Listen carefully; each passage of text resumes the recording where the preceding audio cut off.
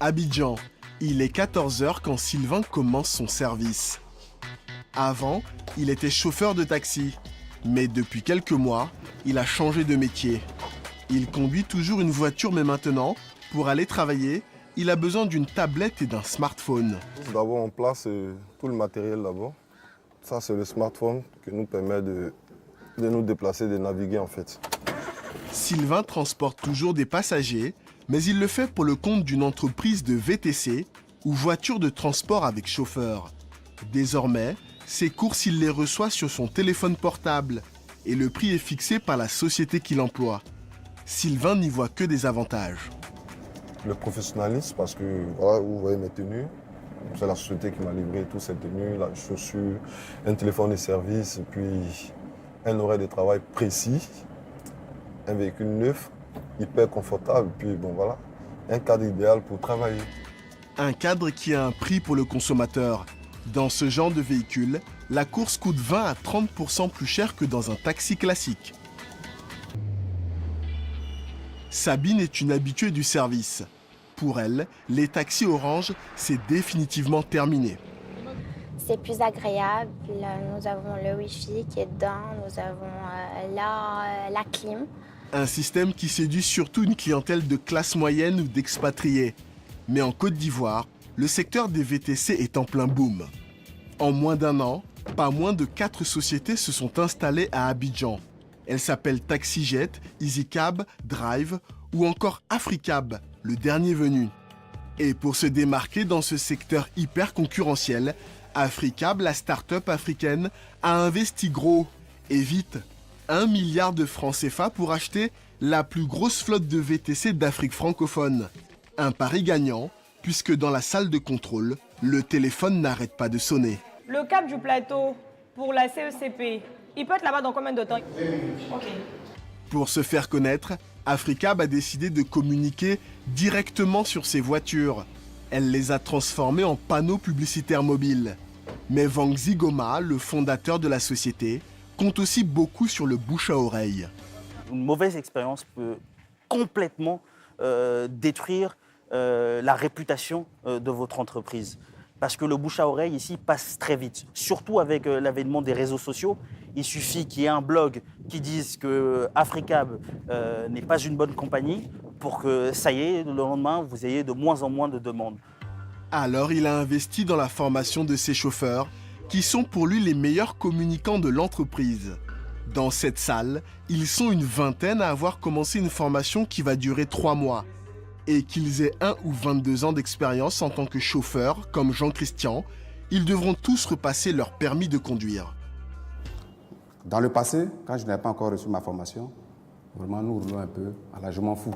À la je m'en fous, c'est-à-dire que nous sommes beaucoup, nous ne roulons pas avec la prudence.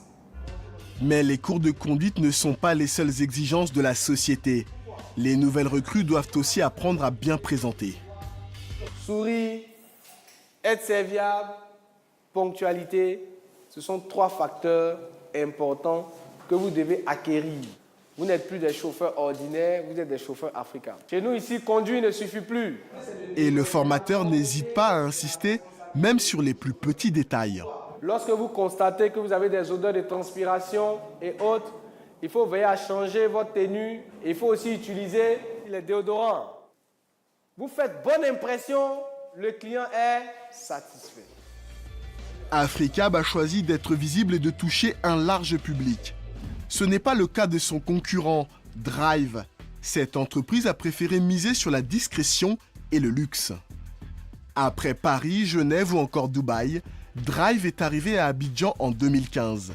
Elle propose un service haut de gamme à une clientèle d'hommes d'affaires. Nous sommes, si vous voulez, sur un positionnement donc, classe affaires business. Donc à un moment donné, donc, le type de véhicule qu'on a, ce sont principalement les Ford Fusion. Après, vous avez tout ce qui est 4x4. Pour toucher cette clientèle exigeante, Drive a communiqué sur les réseaux sociaux. Mais ce qui marche le mieux, ce sont ces places de stationnement.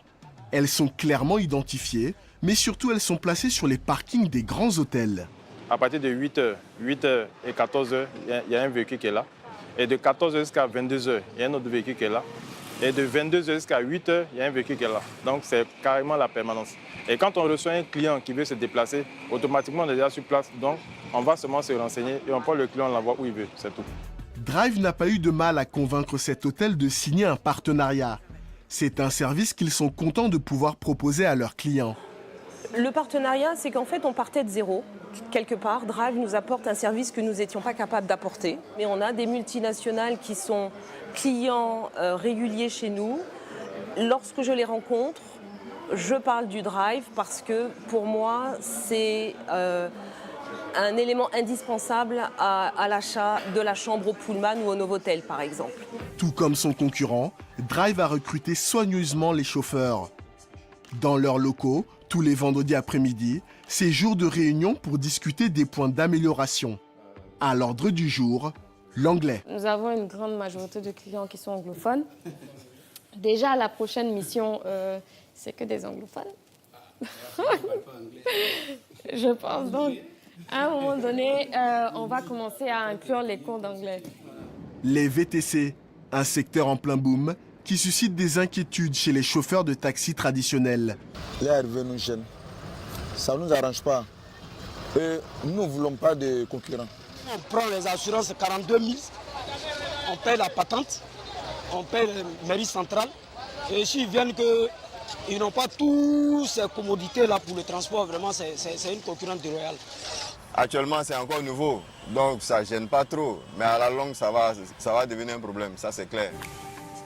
En attendant, le secteur suscite l'intérêt des géants internationaux. Uber, le leader mondial, a déjà posé ses valises au Nigeria, avant peut-être de s'installer dans la capitale ivoirienne.